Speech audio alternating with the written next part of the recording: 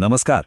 चलिए आज 5 नवंबर 2025 की उन बड़ी और दिलचस्प खबरों पर एक नज़र डालते हैं जो दुनिया भर में सुर्खियां बटोर रही हैं और हमारे आने वाले कल को एक नई शक्ल दे सकती हैं।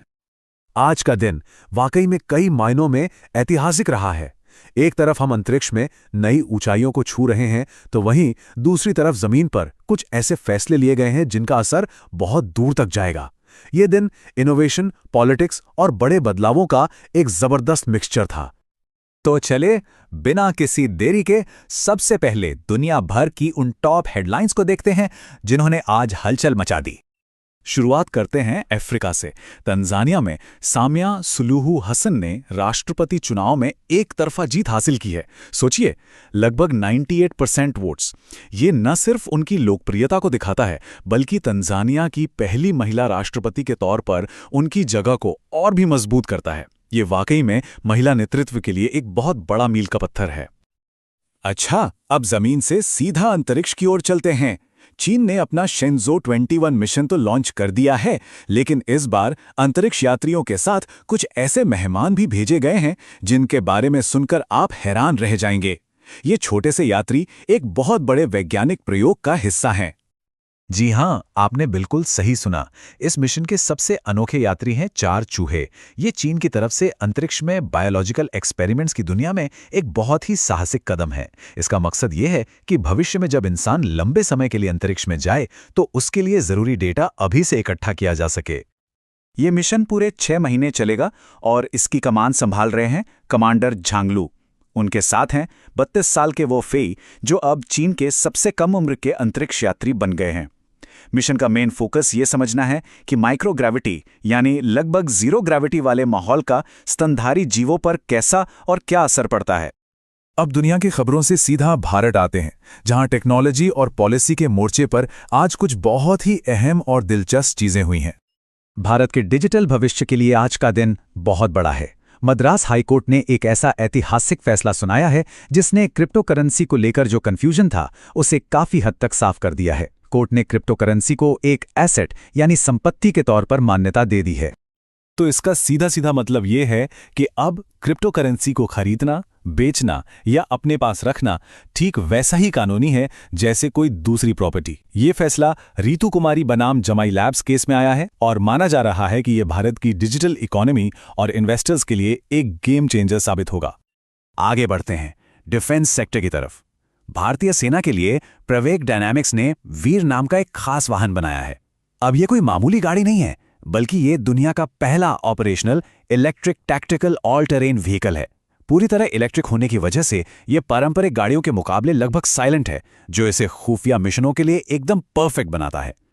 वीर की ताकत की बात करें तो वो भी जबरदस्त है। इसकी डुअल इलेक्ट्रिक मोटर्स मिलकर लगभग 408 हॉर्स पावर और 620 न्यूटन मीटर का टॉर्क जनरेट करती हैं। मतलब ये किसी भी मुश्किल से मुश्किल रास्ते पर आसानी से चल सकता है।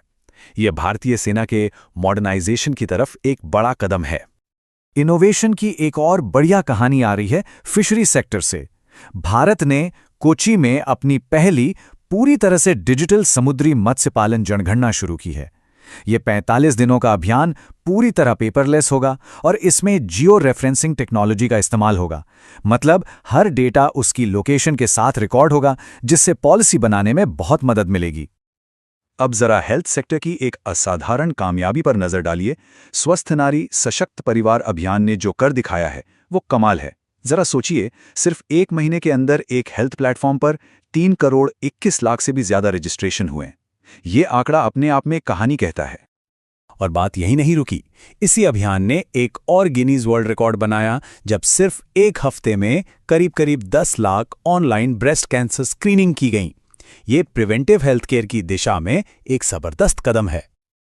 और तीसरा रिकॉर्ड तो और भी बड़ा है। एक ही हफ्ते में 12 लाख से ज्यादा लोगों ने अपने वाइटल साइंस की ऑनलाइन स्क्रीनिंग करवाई। इन तीनों रिकॉर्ड्स ने मिलकर इस अभियान को एक ऐतिहासिक सफलता बना दिया है। ये दिखाता है कि भारत में हेल्थ को लेकर जागरूकता कितनी तेजी से बढ़ रही है। चलिए अब जरा खबरों का मिजाज बदलते हैं और भारत की उन उपलब्धियों का जश्न मनाते हैं जिन्होंने संस्कृति, खेल और पर्यावरण के क्षेत्र में हमारा नाम रोशन किया है। खाने पीने के शौकीनों के लिए एक शानदार खबर है। नवाबों के शहर लखनऊ को यूनेस्को ने सिटी ऑफ गैस्ट्रोनॉमी का खिताब दिया है। हैदराबाद के बाद ये सम्मान पाने वाला लखनऊ भारत का दूसरा शहर बन गया है। ये गलौटी कबाब और टुंडे कबाब जैसी चीज़ों के शहर को मिली एक ग्लोबल पहचान है। शतरंज की दुनिया में भारत के सबसे बड़े खिलाड़ी को एक बहुत ही खास सम्मान मिला है। FIDE chess world cup trophy का नाम अब से विश्वनाथन आनंद कप होगा। भारत के पहले ग्रैंड मास्टर और 5 बार के वर्ल्ड चैंपियन के लिए इससे बेहतरीन श्रद्धांजलि और क्या हो सकती है। टेनिस की दुनिया में एक युग का अंत हो रहा है। भारत के स्टार खिलाड़ी रोहन बोपन्ना ने अपने 2 दशक लंबे शानदार करियर के बाद रिटायरमेंट का ऐलान कर दिया है। ग्रैंड स्लैम जीतने से लेकर दुनिया के नंबर 1 खिलाड़ी बनने तक उनका सफर कई युवा एथलीट्स के लिए एक प्रेरणा है। और हाँ, खेल के मैदान पर भारत के युवा खिलाड़ियों ने भी अपना परचम लहराया है। बहरीन में हुए एशियन यूथ गेम्स में भारत ने 13 गोल्ड मेडल्स के साथ कुल 48 पदक जीते और मेडल टैली में 6ठे नंबर पर रहा। यह हमारे भविष्य के चैंपियंस का शानदार प्रदर्शन है। और आखिर में एक जरूरी बात पर्यावरण की। 3 नवंबर को इंटरनेशनल बायोस्फीयर रिजर्व डे मनाया गया। इस साल की थीम थी लोगों और प्रकृति के बीच एक ऐसा बैलेंस बनाना जिससे एक सस्टेनेबल भविष्य बन सके। ये आज के समय की सबसे बड़ी जरूरत है।